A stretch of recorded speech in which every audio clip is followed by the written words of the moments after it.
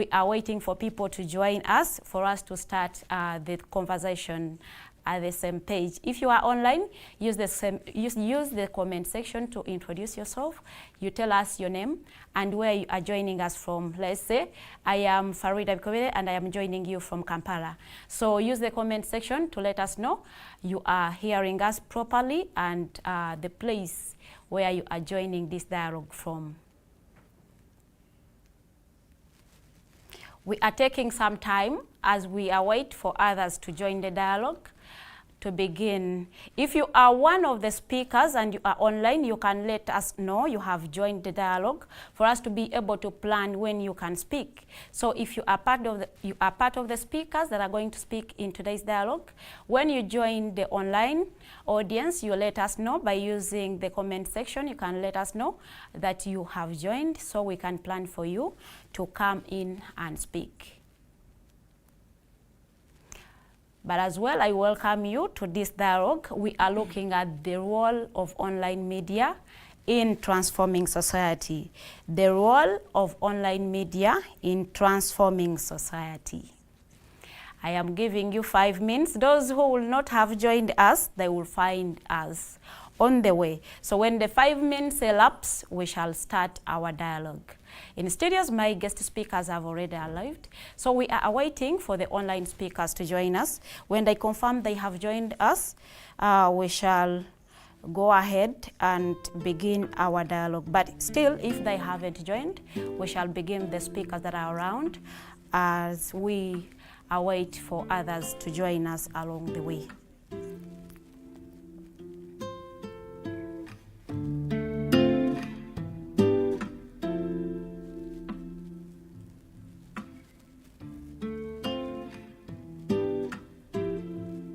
When you join, if you're joining us online, you use the comment section to introduce yourself and where you're joining the dialogue from. Use the comment section to introduce yourself and where you're joining us from. It will be very important for us to know who is speaking and they are speaking from where. So it is very important to introduce yourself. I want to welcome Namleme Angela, President Uganda Law Society Association. Thank you so much for joining us online. Others, you can follow suit when you join in the dialogue. Use the comment section to introduce yourself. You tell us your name and where you are joining the dialogue from. Out of the 5 minutes, we have 1 minute. 4 minutes have elapsed. We have 1 minute. We are waiting for other people to join us. So when they join us, we shall start our dialogue. We have 1 minute for us to begin our dialogue.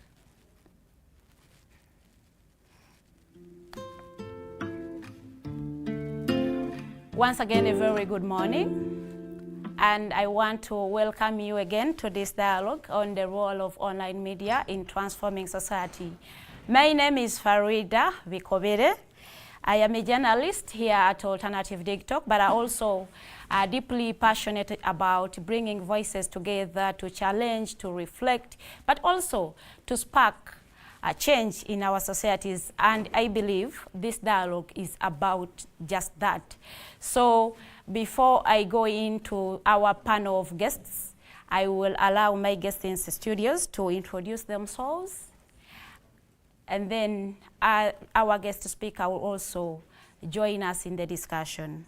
Like I said, when you join us online, use the comment section to introduce yourself. You tell us your name and where you are joining us from, such that if you have a comment, a question that is directed to a speaker, please don't unmute yourself. Use the comment section or use the raise your hand feature on your phone.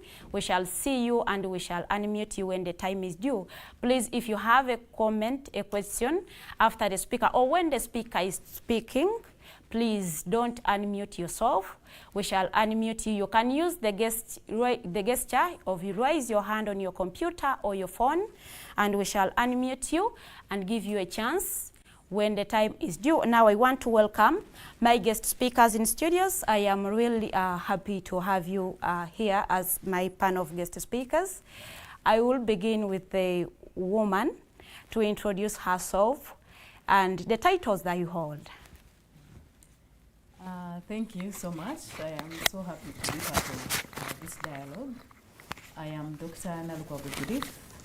I am an NUP flag bearer, Machindia West constituency, as Woman Councillor LC5, Machindia 3, that is Salama, Lukuli, Luafu, Buziga, and Gaba. And I am also a NEC member of National Unity Platform as a Secretary for Professionals. So I am happy to be, and as a young person, I mean, I'm so happy about the topic we are going to discuss today because I'm chronically online sometimes. Of course, sometimes it's not because of what is going on in the world, but I also do a lot of research online because as a medical doctor, you have to be up to date. Sorry, my face looks like I'm from sleep because I'm kind of sick. So sorry. But I couldn't pass up this opportunity to talk about something that really affects us, the young people, because we are in the digital age and we use social media a lot. So for me, it is both positive and negative, but I tend to fall more on the positive direction that online media has given us. Thank you so much. I'll go to my next speaker. Please use 2 minutes. We are going to manage 1 hour of this dialogue to do your introductions. Okay. My name is Kisame Samuel. I work with 8 Tech Consults Limited, and I'm the ICT for Person with Disabilities Ambassador. I'm very happy to be on this platform today. Thank you for considering person with disabilities. We're humbled. Thank you so much. Our lawyer in the studios, please do the introductions in 1 minute. Thank you for giving me this opportunity. My name is Chiza Saison. I'm a lawyer and a proud activist who wishes to see that our country derives into a better society. I was given this opportunity to be part of this team to talk about one of the crucial issues that is shaping our society. That is the media. The media has really transformed a lot of issues which have made our society somehow better. I will not say it is better yet, but with engagement of media and its crucial role it plays, We are going there. we are going there. Thank you so much. I want to re-echo, this is a hybrid dialogue. I have physical speakers in the studios and I have speakers online, and I'm reliably informed that our guest speaker has already joined us online. I want to welcome you, Mr. President of the Uganda Independent Journalist Association. We welcome you to this dialogue, and to set the stage, we will have Mr. President give us his keynote. In this dialogue, we asked him to share his perspective on how online media is shaping our democracy, civic engagement, and everyday life. Mr. Irumba is, he has been at the forefront, defending digital rights, asking journalists to push for ethical reporting, but he has also been highlighting the opportunities as well as the risks that come with using online platforms. We are really humbled. Please, ladies and gentlemen, join me in welcoming our guest speaker of the day, Mr. Andrew Irumba Katusabe.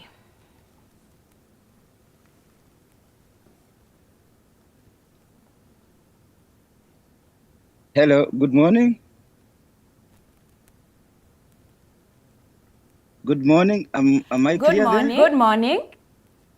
Oh, okay. Now I'm sure that I am talking to somebody. Good morning, ladies and gentlemen. My dear. Good morning. To have you today. How are you? My dear fellow panelists, fellow journalists, leaders in your various capacities in your respective sectors, you're all welcome to this exciting engagement. My name is Andrew Irumba Katusabe, Atenyi. I am an investigative journalist I work with the SPY Uganda and Detective UG as a CEO and the founder. I'm also the president of an online association called Indoja. Indoja is Independent Online Journalists Association. It was started up to mainly whip ourselves as journalists. You remember in the beginning of this online media and the social media phrase, there was this kind of the gatekeepers were left in the mainstream media. So when people came onto the mainstream, onto the online media, you could have a reporter at the same time is the chief editor, at the same time is a sub-editor, at the same time is a boss of himself. So we realized there was a problem that we needed to get solutions to as early as the infantry stage when we were beginning up the online media. And so that's why we came up with the Indoja to really try to safeguard ourselves and try to help ourselves improve on our skill. I am greatly honored to be speaking to this important dialogue on how online media is shaping our democracy, civic engagement, and our everyday life. You need to realize that online media, social media, and everything, they are now in charge of our everyday life. They shape our lifestyle. They shape us. They shape how we think. They shape how we react. They shape how we live. In less than 2 decades, the way Ugandans and Africans at large access, produce, and share information has changed more radically than in the previous hundreds of years. When I started in journalism, the mainstream print and broadcast houses were the only gateways to public discourse. Their high costs and gatekeeping meant only a few elites could get their voices published or aired. Today, thanks to the internet and social media, every citizen with a smartphone and data can broadcast their opinions instantly to thousands, sometimes to millions. We will get to the other point of what are you broadcasting, that's for another day. But at least now, you have an opportunity to express yourself without seeking permission from anybody. Whether that opinion is right or wrong, at least you have that opportunity first. So you have that right to speak out yourself. Now we will go into the other issues of what are you speaking, when are you speaking, where are you speaking, why are you speaking? That is for another day. But the first thing is that online media and social media have brought is that everyone now has a right in their hands to speak their opinion. Now, ladies and gentlemen, statistical snapshot of internet use and civic expression in Uganda put internet penetration as having grown from under 5% in 2005 to about 52% of the population by 2024. That's according to UCC data. And mobile subscription has now exceeded to 35 million. And out of 35 million, over 90% of users access the web through their phones, not desktop. It means out of the 35 million people, 90% of those access the internet or the web through phones.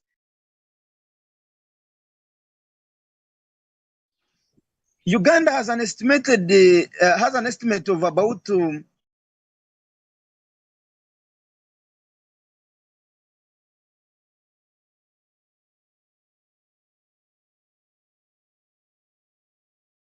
18 and 35, the youth demographics.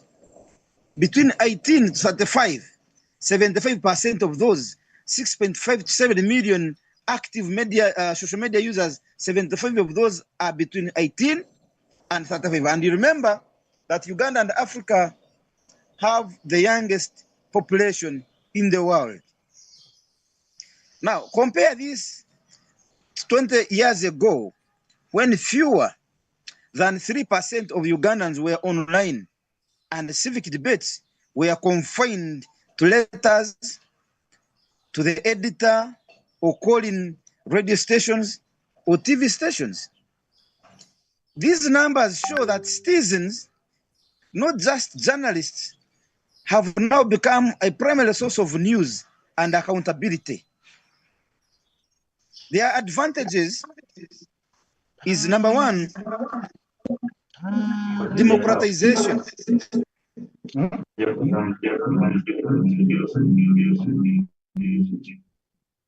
Democratization, you no longer need a press card to publish your views. Farmers, border raiders, university students, anyone can now have their views on the laws of Uganda, on the budgets of Uganda, on the corruption index in Uganda, elections in real time. In real time. You can speak anywhere. You can speak whether you're a farmer, whether you're a border rider, whether you're a student, whether you're a doctor, you can speak about the laws governing our country, the budgets, the national budget through the parliament. You can talk about corruption. You can talk about any corrupt leader in your community without asking for any permission. You can even talk about elections in Uganda, and you will get that feedback in real time. Online platforms deliver breaking news, petitions, and public alerts faster than radio or newspaper ever could. Emergency notices, corruption exposes, and fact checks circulate widely before traditional media pick them up. But also let's talk about accountability and transparency. Citizen journalism, and nowadays we call them netizens. If you stay on the net, you now become a netizen. So you're now a netizen. So citizens or citizen journalism and digital platforms have pressured institutions to respond. For example, video evidence of police brutality shared online triggered parliamentary debates and investigations. We have also mobilized using social media and online media for collective action. Hashtags online campaigns give civic groups low-cost ways to mobilize. In Uganda, drives for blood donation, relief support after disasters, and election watch initiatives have all been amplified via online.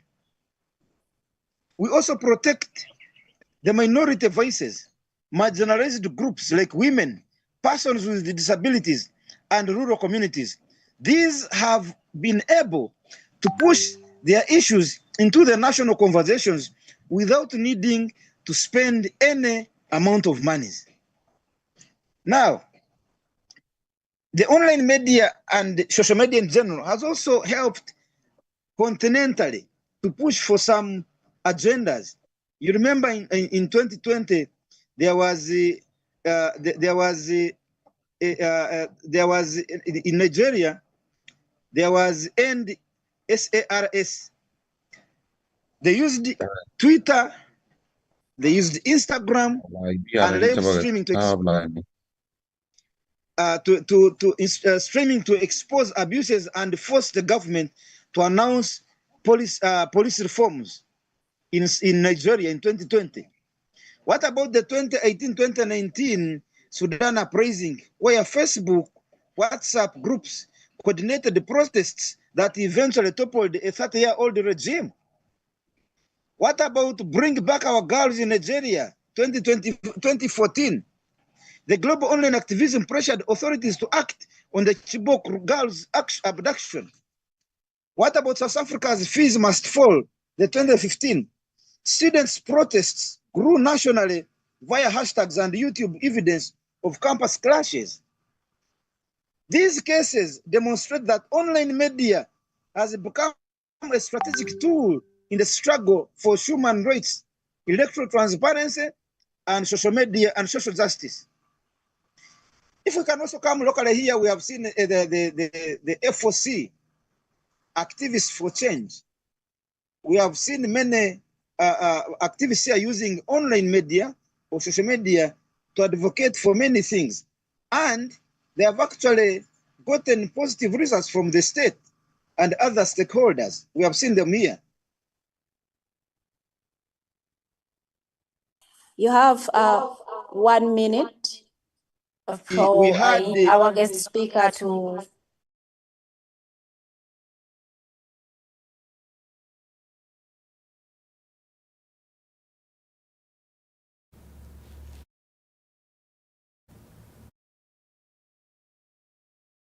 change the narrative on how we deal with issues in Uganda. But we must acknowledge that there are some negatives that come with that. There is misinformation, there is hate speech, and surveillance. But the positives outweigh the negatives when we build digital literacy, fact-checking, and ethical standards for online journalists and citizen reporters. As president of Indoja, I see our role as providing training and self-regulation frameworks to ensure credibility while defending freedom of expression. Online media is no longer a side show.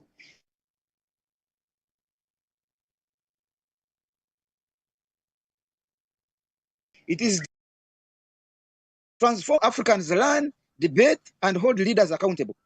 Our task now is to deepen this digital civic space responsibly, ensure that the youth majority continue to engage constructively, and use these tools to strengthen, not erode, our democratic institutions, and so to speak.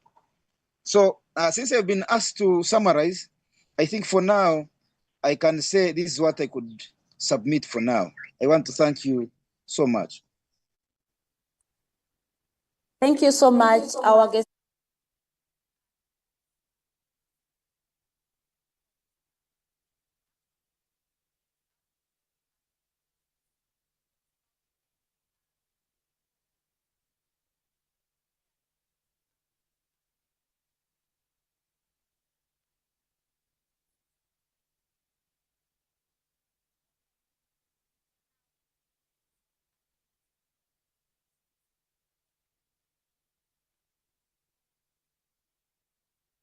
The societies they are living in, or they are misusing these online spaces to bully others, to commit cyber crimes that may lead them into prisons. Now, I will want to confirm with my speakers that are joining us online, if they have joined us. I have been informed Ms. Mpambara Yvonne has joined us. She's a presidential aspirant 2026-2031. She will be sharing with us her thoughts on the role of media when it comes to women that are in the political spaces. Is it being inclusive, or it is still, closing you behind? But now I want to cross to my panel speakers that are in the studios. I will now go to a youth leader, Dr. Judith Nalukwago. Now that our guest speaker has set the tone of this dialogue, we want now to hear from a youth leader. We agree that we have the youth taking up the biggest number of people on social media. Are they using this social media the right way, or you feel there are some gaps that should be filled? Thank you so much for this opportunity, and the guest speaker, thank you for giving us those statistics, because even me, I was going to talk about them, but the fact that he has already talked about them, I think we shouldn't go back behind there. Yes. But what is important is how is social media transforming the lives of ordinary Ugandans, or ordinary young people who are searching for employment, who are unemployed here and there. With the coming of social media, honestly, I don't remember when I watched TV. I don't remember. Sitting at home and holding a remote. I don't remember. In fact, at my place, I don't have a TV. Oh. No, I don't have. I remember when I was in campus in my 5th year, I bought a TV. I had it at my place, but then it remained unboxed for 7 months. I was like, no, TV is not for me, because I realized I get everything on my phone. Yes. So I resold that TV. I was like, so that was a purchase of influence. Exactly, it was a purchase of influence, because maybe I don't want my guests to get bored and all that. So ever since I left campus, I have never owned a TV. I only watch TV when I go to my parents' place. So as at my place, I do not have a TV because everything I get on my phone or on my tablet, on my laptop. So I don't see the importance of a TV. So that is how things have changed. And I've gone to many of my friends' places. Yeah. Even those who own TVs, they actually do not watch them. They're like, it's just there to make the room look nice, but I rarely watch it. Yeah, so things have really, really changed. Social media has taken over our lives. Yeah. So the question is, how have we used it to make our lives better? Especially as the youth, you've seen very many of us are entrepreneurial, and you've seen what we are doing on social media. Yeah. Those who are on TikTok, you've seen young people like Mirembe Curtains. There's a young lady called Mirembe Curtains. She has really made a fortune out of social media. Yes. She uses TikTok for advertisement of her business, and most of her work is actually online. You've seen people who have set up juice places and they're using online as a way of advertising.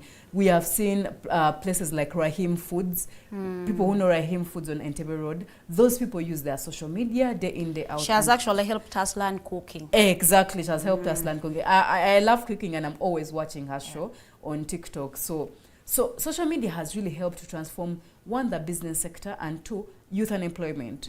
When you look at very many young people who are employed to be PR managers, for even politicians, for big people online, because at least for us young people, we understand the effect of social media and how it runs. We understand these algorithms. So very many politicians who are on an age of 35 and above employ these young people to act as their PR because they understand how social media moves. So we have seen very many young people starting platforms, and you've seen, I think you've seen on social on Twitter, someone asking to buy an account. Yes. That is how much social media is important. That people convince you, people come to your inbox, can I please buy your account for this amount of money? So it is important for us to continue building because it has transformed the lives of young people. It has given us businesses. It has connected us. I mean, where in a world would I know that I would easily talk to someone within the shortest time possible, someone who is living in the UK, who is living in the US, when I'm not paying big sums of money. Someone who is in the US, I'm speaking to them and understanding what is happening. Right now, in the morning, I have a friend in the US who I talked to about what is happening in the US. There's been 3 weeks ago, there's a lady who was stabbed in a railway station. But of course, the news has just become like so much into media of recent, like yesterday. And today morning, there was a gentleman called Clark, right-wing politician who was shot. So we've been discussing that. So I can imagine without the use of social media, because we were on a WhatsApp call, how would I get that information? How would I manage to have a long discussion with such a kind of a person and understand what is happening in their country and all the challenges that they're having if I didn't have social media? So for me, I'm grateful for that because it's giving me a global perspective in the shortest time possible at a cheap cost. And also, not only the connectivity, but it helps us get information within the shortest time possible. Imagine when I woke up in the morning, I was at home, I am sick, but when I turned on my phone, the first news I got was a Clark's shooting. So it is fast, it's reliable. Imagine if we were in the other era of waiting for television stations, because not many of our television stations in Uganda have talked about it. Sure. So I would not have gotten that information to the depth I have it right now. That is now the difference with what social media is doing for us. It's giving us information in the shortest time possible. And it helps us, especially in academia. Personally, when I was at medical school, I did not have physical copies of books. First of all, those books are very expensive to get, and some of them are rare to get. But on social media, we used to share among ourselves, and we used to even have discussions with people across the world because knowledge is transferable. These people have better facilities than we have in this country. So they have... even when we have very good understanding of what we are studying, but you can imagine someone in the US, someone in Netherlands, because some of those kids come here for exchange program to understand how we are living, how we are doing our work, and also as we go there. So when we discuss with them, we used to have online discussions. When we have those discussions, they're enriching our knowledge. We are also enriching their knowledge because their diseases we used to see in books and they have never seen them. Also, some diseases, we have never seen them in our society. But when they tell you, oh, I worked on such a case, it had this and this, you're like, wow, I had never thought that. I thought those things end in books, but now I see it. when I went up country and I did my internship from there, I documented a lot of diseases that I had never seen personally where I was in Kampala. And some of my friends in the UK had never seen, and I shared with them, and like, we actually have diseases down here. You have 1 minute, doctor. So it has enriched our academia in that it is very easy for us to learn, understand, and share information in the academic sector across the globe. So for me, that is what social media has done for me, the positive impact it has led to our society, especially for us as young people. I can learn from anywhere, anytime. I can just be on a bus and read what is happening, what is going on, read about what and do assignments online.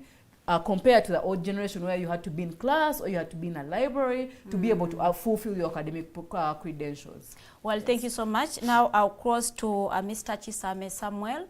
He's here in this dialogue as a representative for the people with disabilities. When we talk about people with disabilities, now we are looking at accessibility and inclusion. Do you find online spaces inclusive for people with disabilities?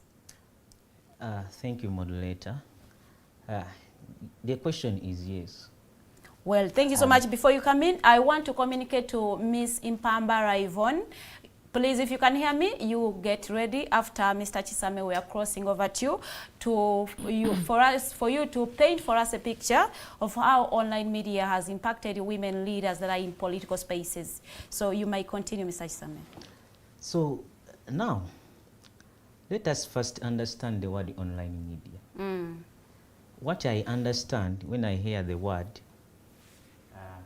I pick two words. One is content and platforms. Yeah. Okay? So, which simply can be, let me say, it refers to digital content and platforms. So, before you create content and you put your content on platforms. So when it comes to person with disabilities, I'll start with myself. Yes. Some years back, I had, let me call it social stigma. I had that fear of looking in a mirror. Yeah, what people will say about me. Yes. So, but my father, Mr. Joseph Lubega, one day he played a video for us in church of this gentleman. I think he's Australian. He doesn't have arms and legs. Yeah, I've watched some of his videos. Sometimes that name disturbs me. But after watching that video, my life changed. So if you can watch me now on a TV, simply because of online. Wow. You get? Yeah. So this guy said that don't fear what you are because you cannot change it. But find the potential in which is in you. So that means that God created... and stick to that. Yes. I have full potential. Yeah. You get?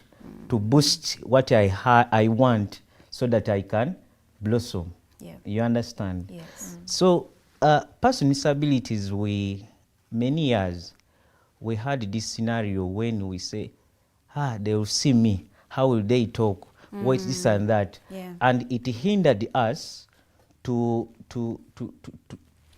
reach on what we want in life. But I appreciate the work of social media, online media, because when people like VVH Nick comes out and speak, and we watch, maybe I watch him on Facebook or YouTube, you get, I get motivated and I say, oh, wait, I'm disabled, but really can I do this? You get? Yeah. So when I'm given assistive device, maybe a phone, and I have good internet, I can do something to earn money. That's one. Number two, as the ambassador of person with disabilities, I travel. I travel to different districts Yes. to train digital literacy and this. But there is a lady, visually impaired. Oh. She challenged me. She said, I didn't know that we blind people, we can use phones. Yeah. Can I really use my phone to sell my tomatoes? Do you hear that statement? Yes. It triggered me it triggered my mind and said, oh wait. If we boost this training, that means that we can impact many lives. Yeah. For over 3 years, we have impacted approximately to 100,000 person with disabilities in Uganda. Yeah. And also we went further. We built a system for person with disabilities which is called the National Digital Observatory. Because way back, the government of Uganda was finding it hard to know the statistics of person with disabilities in Uganda. And we said, you wait, if we want digital devices like phones to people of Mukono, and then we approach UCC and we say, now we have this challenge. UCC will ask us now, how many people do you have in Mukono? Yes. So what we did, we built a system. So now we tried to simplify the lives of persons with disabilities. Yeah. You get? So now it is not a challenge if I want to know how many people in Kampala with disabilities. You just go I'll just go on the National Digital Observatory and it is free for everyone, can use it.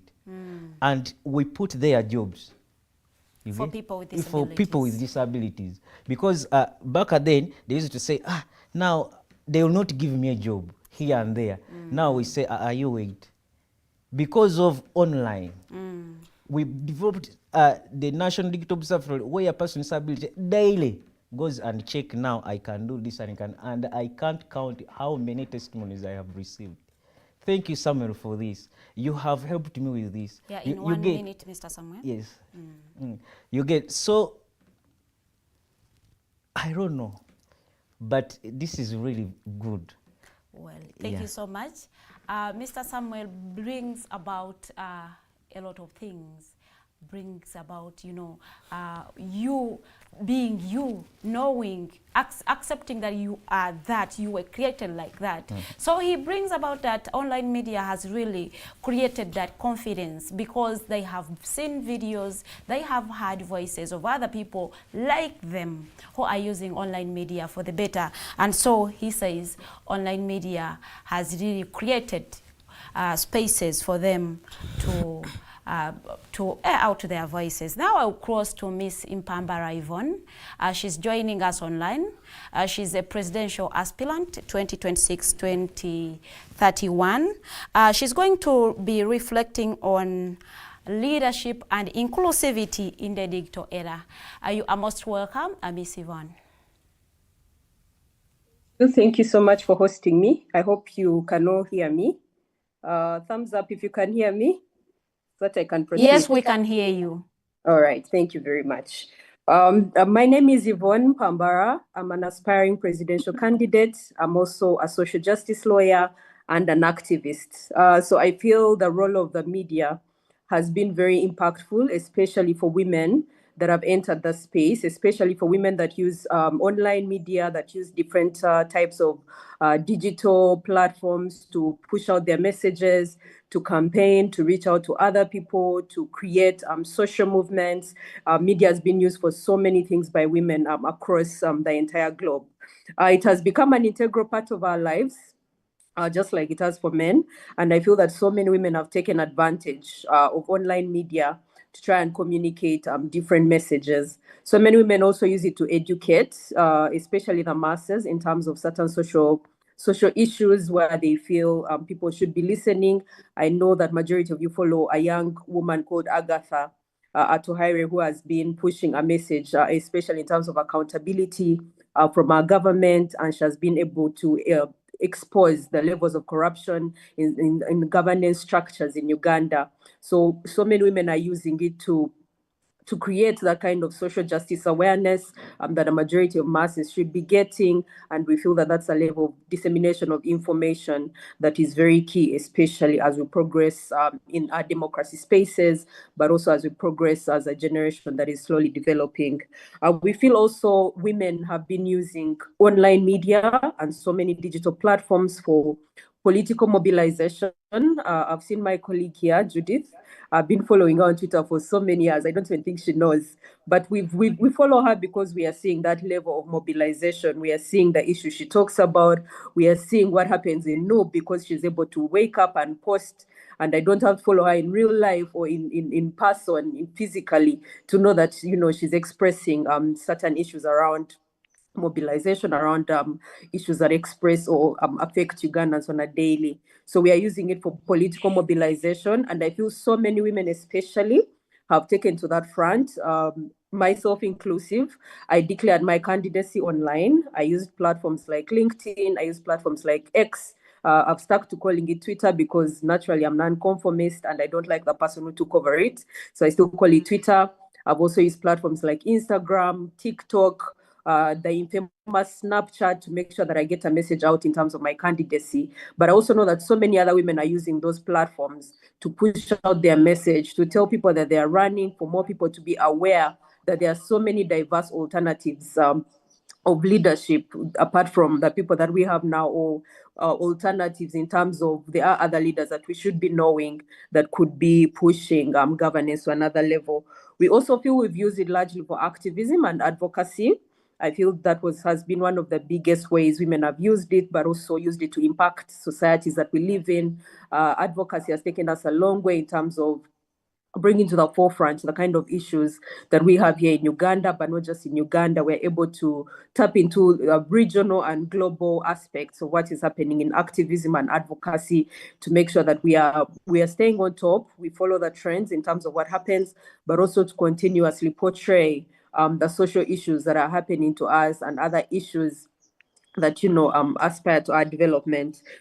We also largely use them to campaign. I think I'd already touched on that in terms of how we relay our messaging, in terms of how women relay their vision, their goals. They are becoming more self-represented in terms of how they push out that message towards their diverse audiences, but also in terms of changing the stereotypes of things that have affected women for so many years. We're able to use so many online media platforms to try and change the stereotypes, to try and change norms that have hindered women's participation in full, not just online, but physical. There's so much information now that is available online that we can use, the ongoing genocides, how they affect women, that racism, misogyny, how we impact certain aspects of development, and yet we are not attributed or documented on a daily. So we feel that with time, it has become so easy for us, especially women online, to be able to portray so many aspects of those stereotypes that have hindered us from fully participating,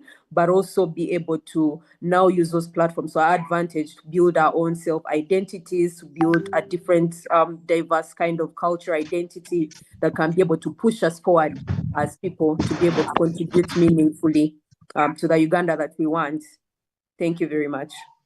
Thank you so much for keeping time. It is really very, very pertinent for our guest speaker to keep time. So we appreciate you for that. She raises a very important issue of gender stereotyping, online media, sorry. Do you think, Ms. Yvonne, before you go, do you think online media has promoted gender stereotyping, or it has helped cut the gender stereotypes in societies? I would say that's a coin that has two faces, both an advantage and disadvantage. In terms of the advantages, I feel I've properly relayed them, but also there's still so many challenges that come with the use of media, especially by women. We've been complaining largely about the growing technology-facilitated gender-based violence that largely targets women in terms of artificial intelligence, formulated videos and images that people are using to use against women, silence their voices, but also in terms of how much people push like nude pictures, how they push pornographic videos of women that they've released without their consent, that end up eventually curbing or hindering them from fully participating as full citizens of Uganda. But also we feel that some stereotypes are further implemented by social media, especially with the rising kind of conservative environments. Sorry, I'm hearing an echo back.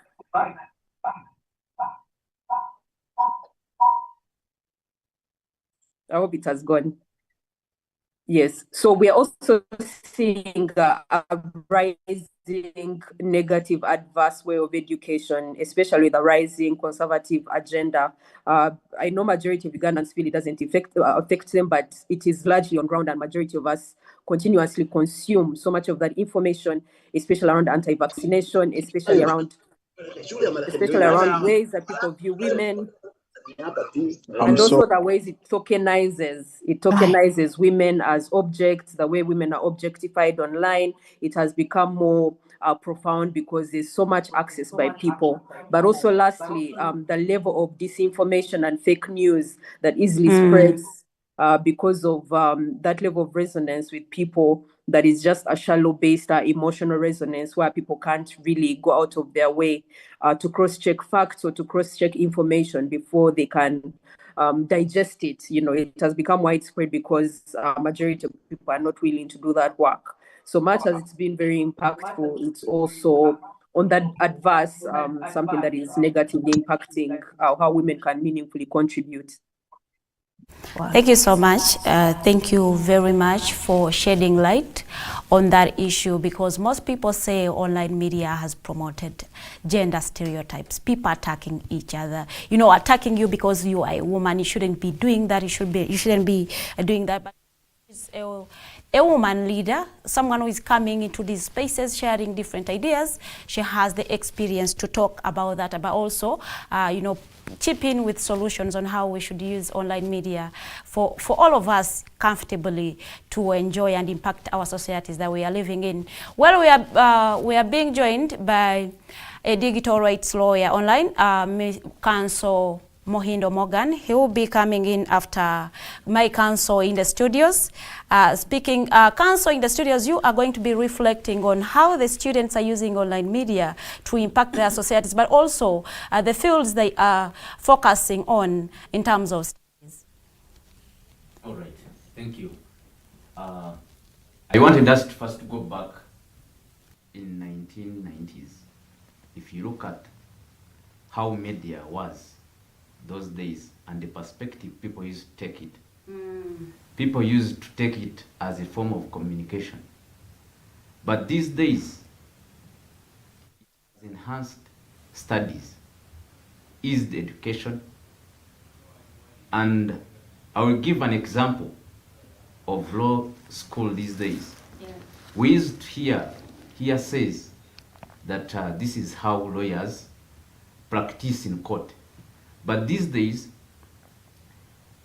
you can easily access a court session online, maybe by Digitalk covering a court session somewhere or any other platform. And that has eased the perspective people used to take studies. Yes. Another thing,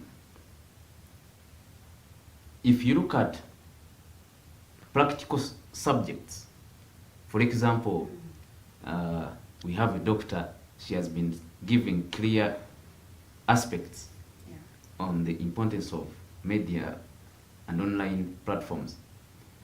We used to study, and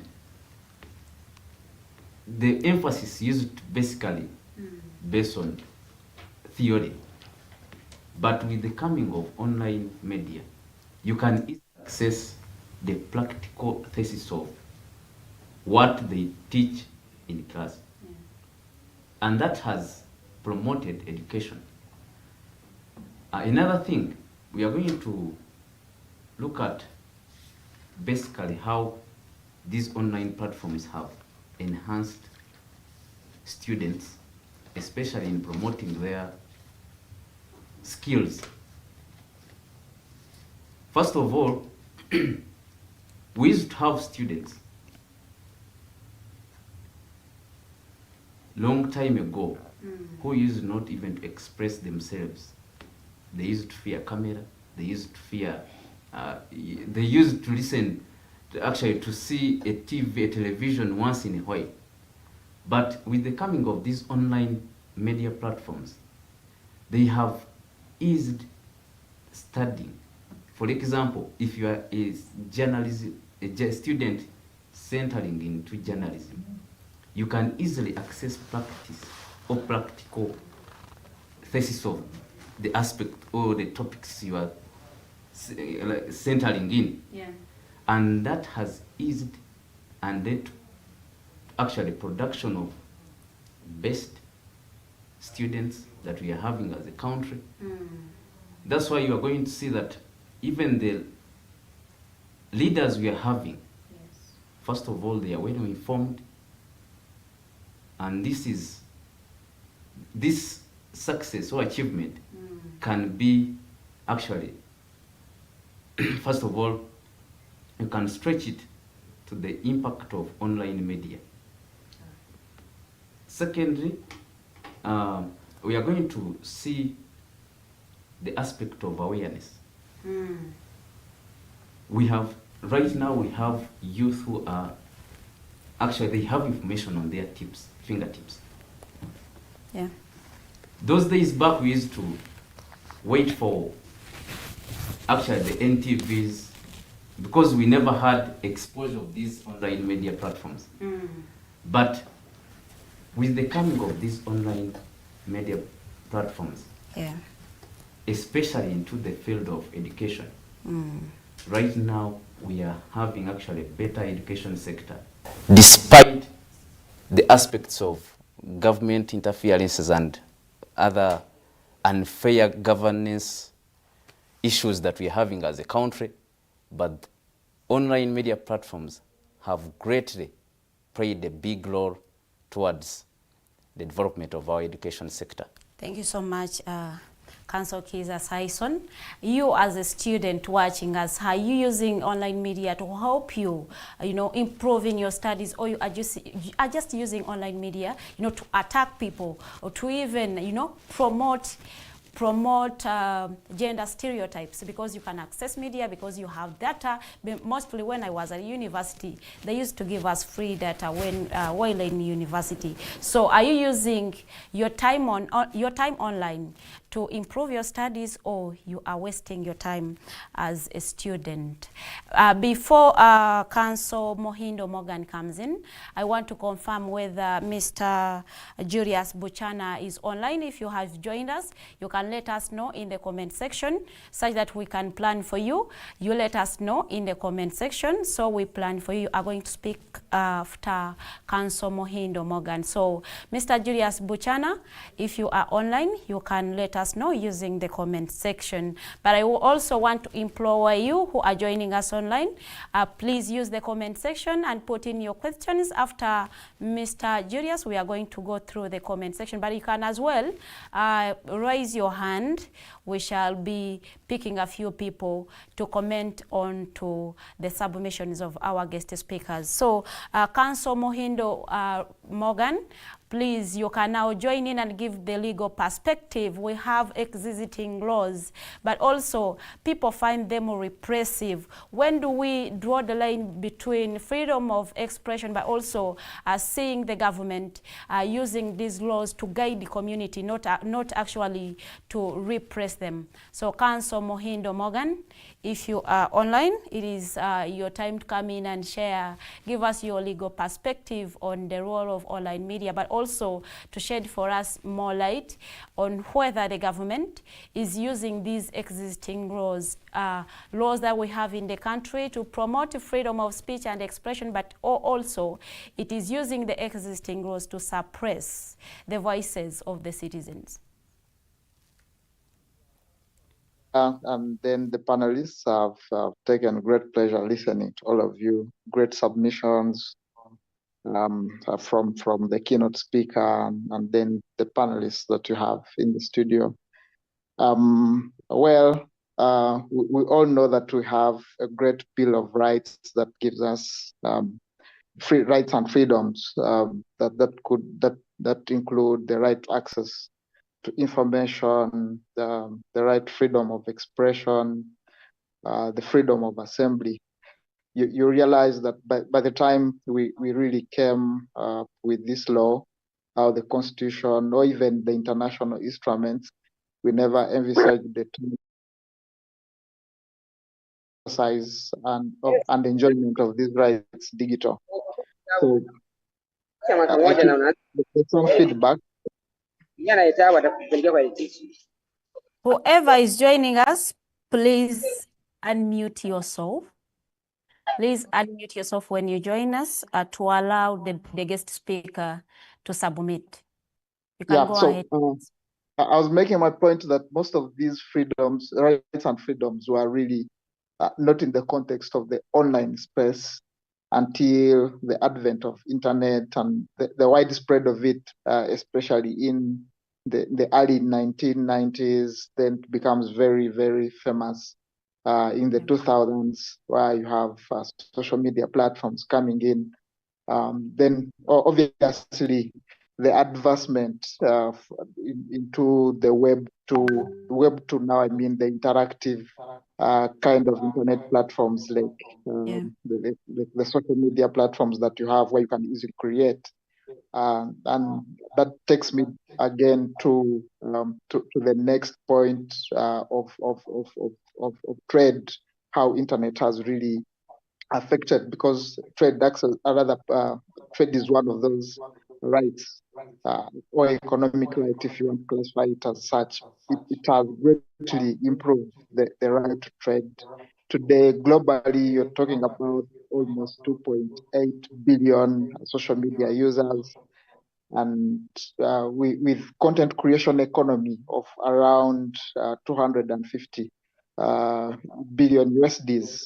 And yes, being a global community, that's a very big economy that that even just if you have access to internet and have a phone, exploit some of those spaces for your own good. So yes, it going back to the first rights that I talked about previously, it was very hard for you and I, type of digital platforms, people like Agatha, Agora, and other civil society organizations. Obviously, I live in these platforms to make sure that you and I think it's around 2 years ago when the UN recognized the right to assembly online through a general.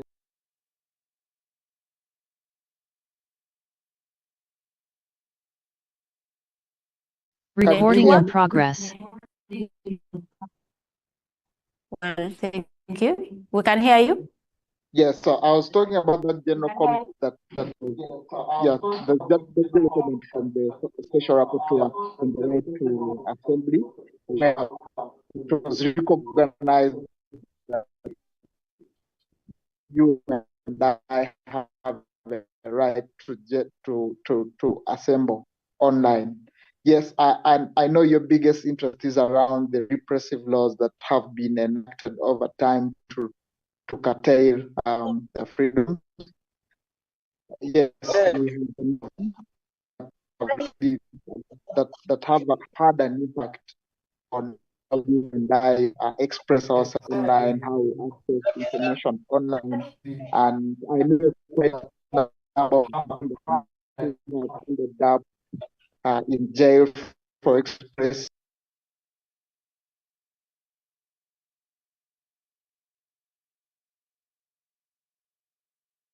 Those joining, please mute your source. If you join the live, please mute yourself. Allow the guest speaker to submit, and then we shall get to you. If you have any questions, you have comments, you have opinions, use the comment section. We shall be going through them at the end of this dialogue. Please, if you have something burning, you can raise your hand.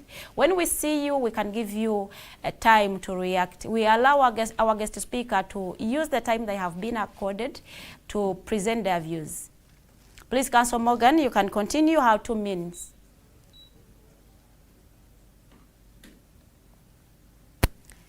I think we have lost Council Morgan. I now want to cross to Mr. Julius Buchana. He will be giving us his perspective on how institutions can contribute to transforming online media, to building our communities. Mr. Julius Buchana, he's the PRR of Victoria University. We are really humbled to have you on this live. If you can hear us, please.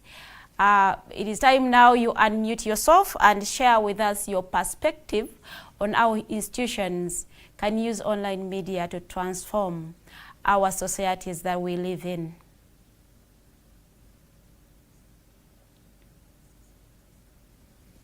Then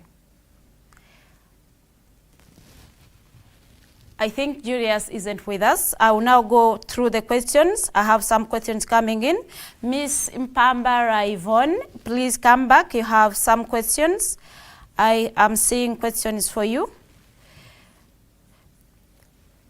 Miss Mpambara Yvonne, I have some questions for you. I hope you are still on. Hope you are still on. Yes, I'm on. Well, I have a Are you hearing me? Well, I have a question.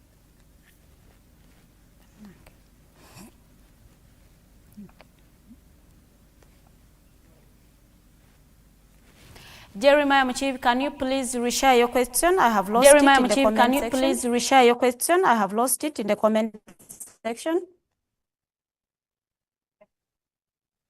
As the question for Ms. Mpambara comes back, I had Madam, so share your opinion on the theme. You are from the Juakali initiative. If you are on, you can use 2 minutes to share your perspective on the role of online media to the Juakali sector. Sophie Nabosa, you wanted some 2 minutes to share your opinion on the role of online media towards the people of the Juakali. So please, if you are on, it is now your time to use the 2 minutes and share your opinion on how the Juakali sector is using online media to transform society. Please, can you hear me? Can you hear me? Oh yes, I can hear you, Sophie. Yes, please. Thank you very much for the opportunity to contribute. Hello, everyone. I am Sophia Nabosa, the team leader Hi. of Juakali, an organization advocating for the rights and dignity of informers like street vendors, waste pickers, home-based workers, smallholder farmers, among others. From my perspective, the online media has been one of the most powerful tools for transforming society, especially